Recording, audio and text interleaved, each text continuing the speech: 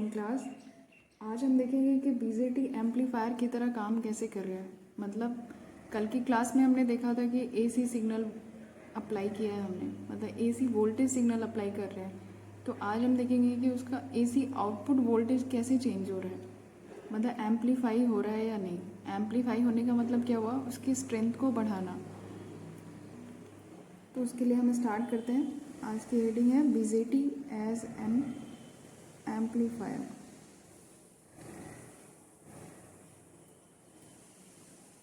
तो उसके लिए आपको वी आउट और वी इन के बीच में रिलेशन पता होना चाहिए कि आउटपुट वोल्टेज कैसे चेंज हो रहा है जब हम इनपुट वोल्टेज को चेंज कर रहे हैं। तो उसके लिए पहले हम देखते हैं कि वी आउट और वी इन में रिलेशन क्या होता है। डायग्राम ड्रॉ करती हूँ।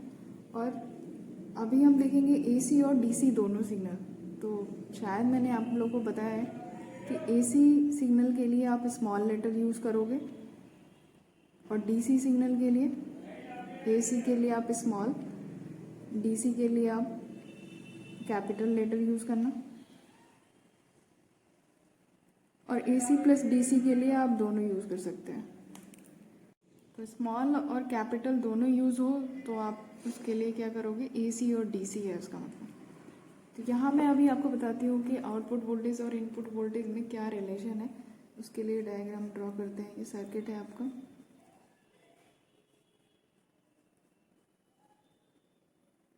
अभी मैंने यहाँ पे एक सप्लाई दी है, ये वी इन है, जो कि किसके बराबर होगा, क्योंकि यहाँ पे कोई रेजिस्टेंस मैंने नहीं लगाया, कोई ड्रॉप नहीं है। तो जो यहाँ का वोल्टेज है और ये दोनों इक्वल होंगे, मतलब वी इन जो है वो वी बी के बराबर है, राइट। यहाँ से हम आउटपुट वोल्टेज लेते हैं वी आउट।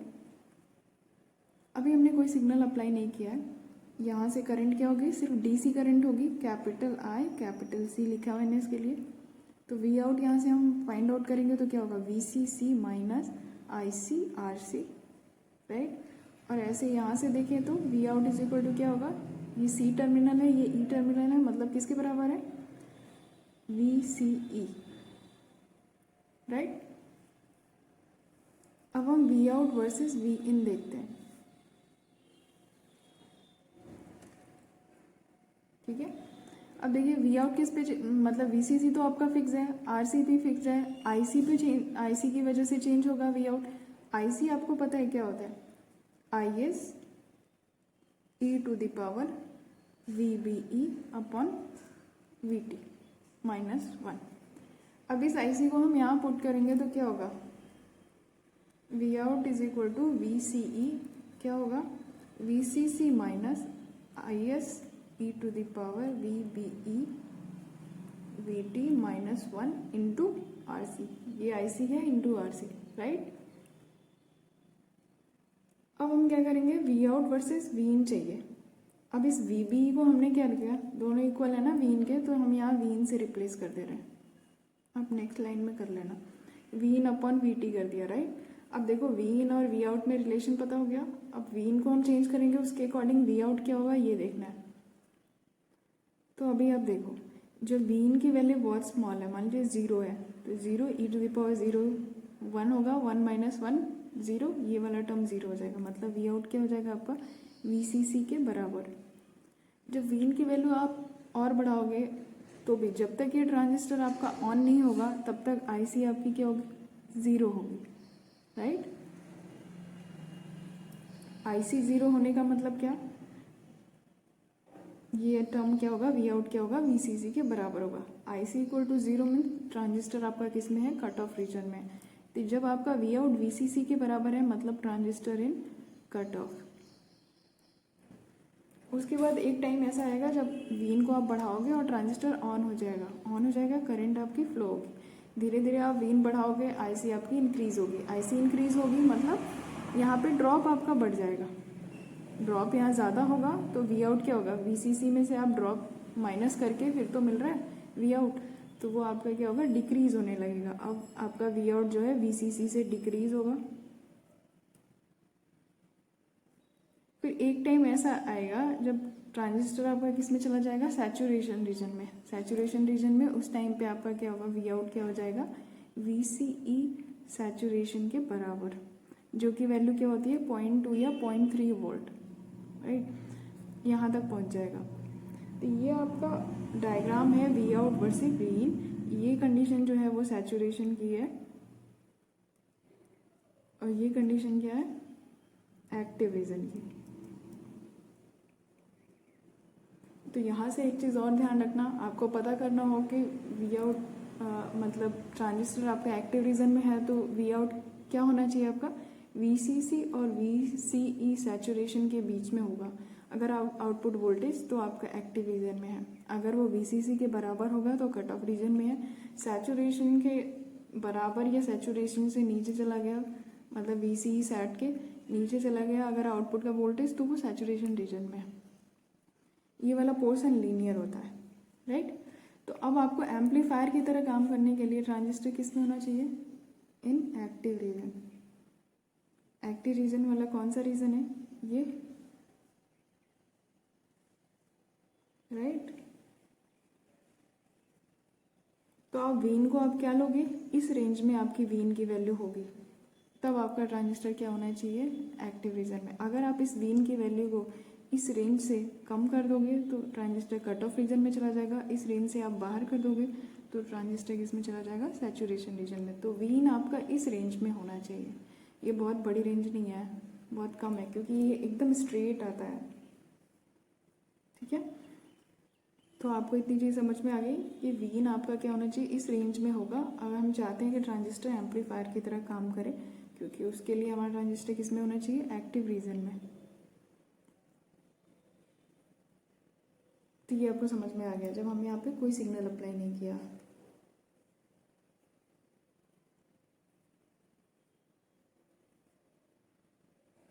ठीक है, अब हम सिग्नल जब अप्लाई करते हैं तो मैं आपको दिखाती हूँ कि क्या होता है।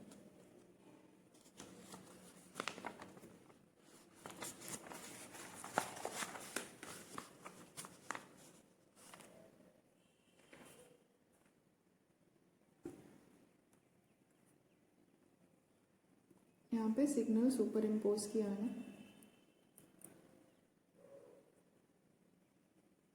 उस केस में आपका डायग्राम क्या हो जाएगा, सेम वीसीसी।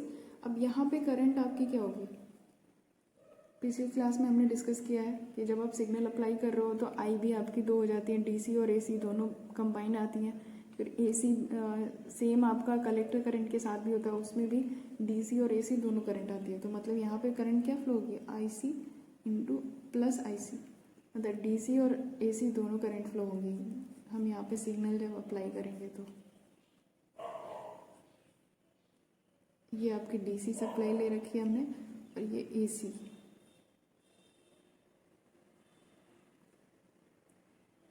ओके, अब आपका वी आउट क्या होगा, V C C minus I C plus I C into R C, right. ये क्या होगा, V C C minus I C into R C minus I C R C.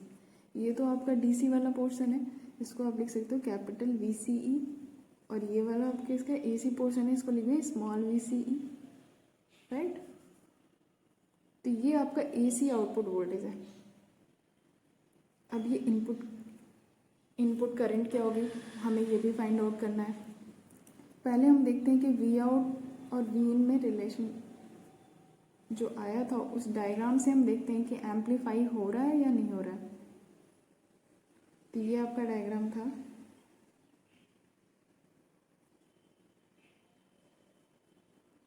ये VCC, ये VCE saturation.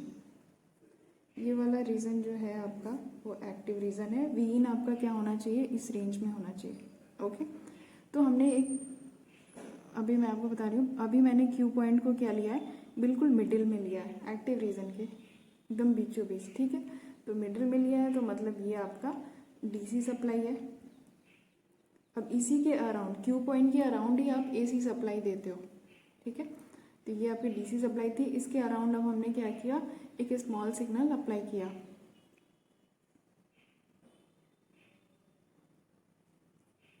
ठीक है, super impose किया। उसकी वजह से आप देखो आउटपुट वोल्टेज पे क्या फ़र्क पड़ेगा। ये आपका सिग्नल है,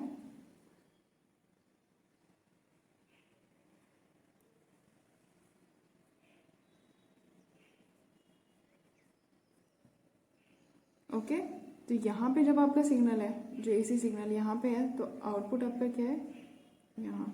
ठीक है, जब आपने एसी सिग्नल को इंक्रीज किया, इंक्रीज हो रहा है, उस टाइम पे आपका आउटपुट वोल्टेज कहाँ आएगा, यहाँ।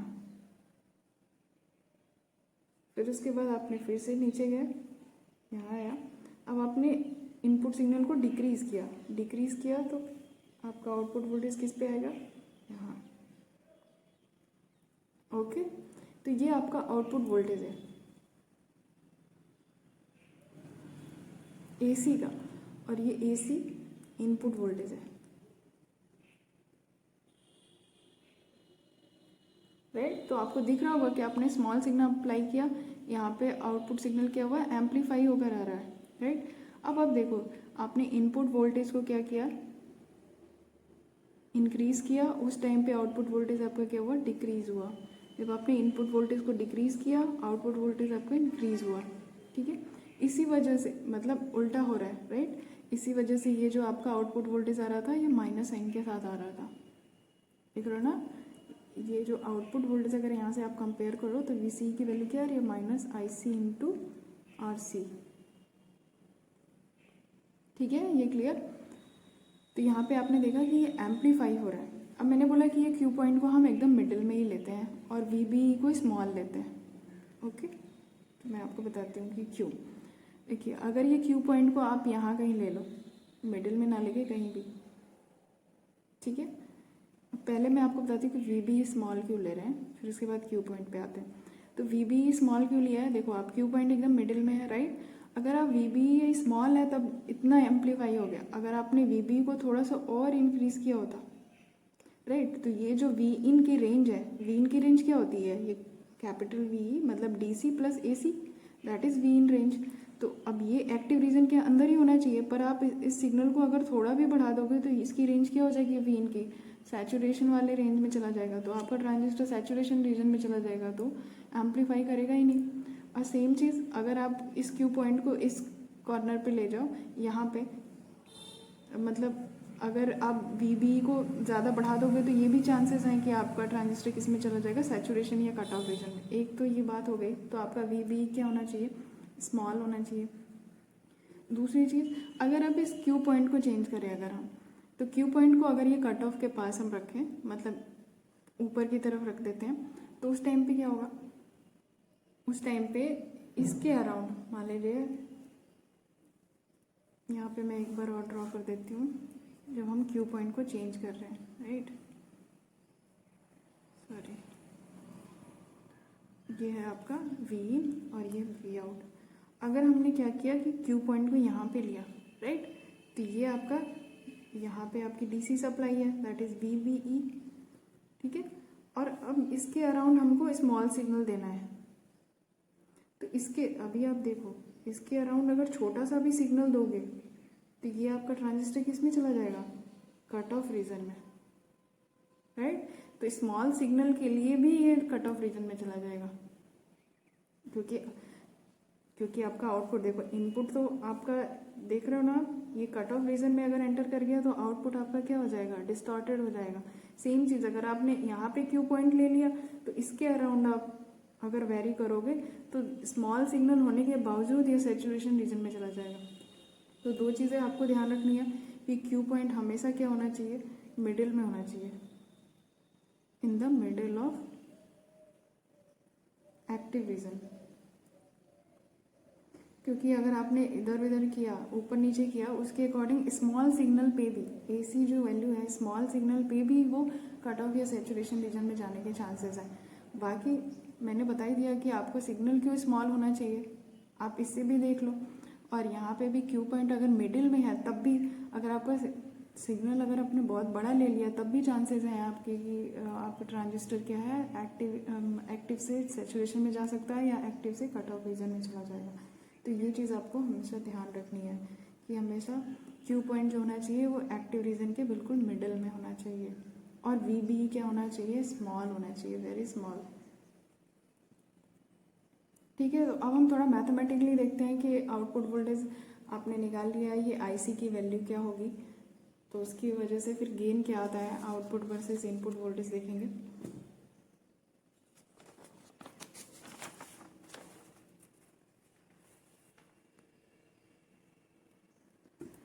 तो आपको पता है कि IC क्या होता है, इसको मैं आप एक जनरलाइज जो फॉर्मूला है IC इज इक्वल टू क्या होता है, IC is equal to ICS e to the power VBE upon VT minus 1, right. अब देखिए यहाँ पे मैंने कैपिटल I स्मॉल IC और कैपिटल V स्मॉल BE लिखा है, मतलब AC और DC दोनों को हम डिनोट कर रहे हैं, क्योंकि यहाँ पे आपका AC और DC दोनों सिग्नल आ रहे हैं, राइट। तो अगर हम यहाँ पे लिखें इसको, ये ध्यान रखिएगा, ये आपका AC प्लस DC दोनों है, इक्वल टू क्या होगा IS, और यहाँ पे e टू द पावर, ये आपका AC और DC दोनों है, इन दोनों को अलग अलग करके लिखेंगे तो क्या होगा, ये AC signal plus DC upon में VT माइनस 1, राइट। अब आप इसको ओपन कर दो, e टू द पावर ये क्या हो जाएगा, VBE upon VT into e to the power VBE upon VT minus 1, right. अब मैं आपको एक चीज़ बताती हूँ, आपने मैथमेटिक्स में पढ़ा होगा e to the power x को अप्रोक्सीमेट करते हैं 1 प्लस x। कब ऐसा कब करते हैं, जब x की वैल्यू वेरी स्मॉल हो, बहुत ज़्यादा छोटी है, तब हम इसको अप्रोक्सीमेट करते हैं। सेम चीज़ यहाँ पे अप्लाई होगी, क्योंकि VBE हमने बहुत ज़्यादा स्मॉल ले लिया है, फिर मैंने उसको किसी से डिवाइड कर दिया है तो बहुत ज़्यादा स्मॉल हो जाएगी वैल्यू। तो e to the power VBE upon VT को हम क्या लिख सकते हैं, 1 plus VBE upon VT, right. अब यहाँ पे हम इसको रख देंगे, IC इज इक्वल टू क्या हो जाएगा, IS e to the power VBE upon VT into 1 plus small VBE upon VT minus 1, okay. Multiply कर देते हैं, ये क्या हो जाएगा, IS into e to the power VBE upon VT plus IS into e to the power VBE upon VT into VBE upon VT, ये क्या हो जाएगा, माइनस IS। अब इन दोनों को एक साथ हम कर लेते हैं, इससे और इससे IS कॉमन कर लें तो क्या होगा, e to the power VBE upon VT minus 1 plus IS into e to the power VBE upon VT into small VBE upon VT, right. अब ये वैल्यू क्या है, देखो DC वोल्टेज है, ये आपकी DC करंट है, तो ये जो आपका टोटल IC आ रहा था AC plus DC equal to क्या होगा, इसको हम ऐसे लिखें तो IC, राइट। मतलब ये DC है और ये AC है, और ये इसकी सेम वैल्यू ये किसकी है, ये DC की वैल्यू है, ओके। तो ये वैल्यू किसकी हो जाएगी, AC की, इसको आप लिख लो स्मॉल IC। तो स्मॉल IC की वैल्यू क्या आ रही है आपकी, IS e to the power VBE upon VT into VBE upon VT। और एक चीज़, अब देखो आप, कैपिटल I और C क्या आ रहा था, IS e to the power VBE upon VT minus 1, right. अब इसको हम क्या लिख सकते हैं, IS e to the power VBE upon VT लिख सकते हैं, क्योंकि 1 को नेग्लेक्ट किया है, ये वैल्यू आपकी ज़्यादा है, ठीक है। तो यहाँ पे हमने 1 को नेग्लेक्ट कर दिया, तो इसको भी आप क्या लिख सकते हो, DC करंट है ये आपकी, तो स्मॉल IC क्या हो गया, ये आपकी DC current into VBE upon VT, clear है। ये सेम चीज़ है, इसको आप ऐसे लिख सकते हो, मतलब ये DC ही है, तो DC current into VBE upon VT। अब आप देखो IC इज इक्वल टू क्या होगा, इसको आप लिख सकते हैं IC upon VT into VBE।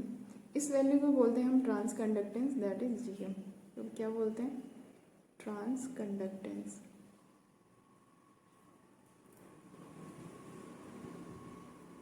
Sorry दिख नहीं रहा आपको, ये IC अपॉन VT को हम क्या बोलते हैं, GM से डिनोट करते हैं। तो IC की वैल्यू यहाँ से क्या आ जाएगी आपकी, GM into VBE,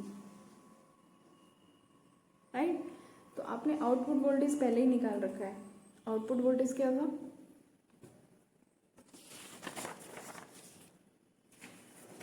output voltage आपने निकाला था VC is equal to minus ICRC। तो AC आउटपुट वोल्टेज आपने फाइंड आउट कर लिया है, दैट इज VCE, स्मॉल है ये, VCE is equal to minus IC into RC, और IC आपको पता चल गया है क्या है, GM VBE, राइट। तो यहाँ क्या आप वैल्यू रख दो, तो VCE इज इक्वल टू क्या है, minus GM VBE into RC। अब यहाँ से देखो आप, आउटपुट AC आउटपुट वोल्टेज ये है आपका, AC इनपुट वोल्टेज क्या है, VBE, तो आउटपुट अपॉन इनपुट करेंगे तो क्या पता चल जाएगा आपको, गेन, ये आपका AC इनपुट वोल्टेज है। तो यहाँ से आप गेन निकालो तो क्या होगा, VCE upon VBE equal to क्या हो जाएगा, माइनस GM RC।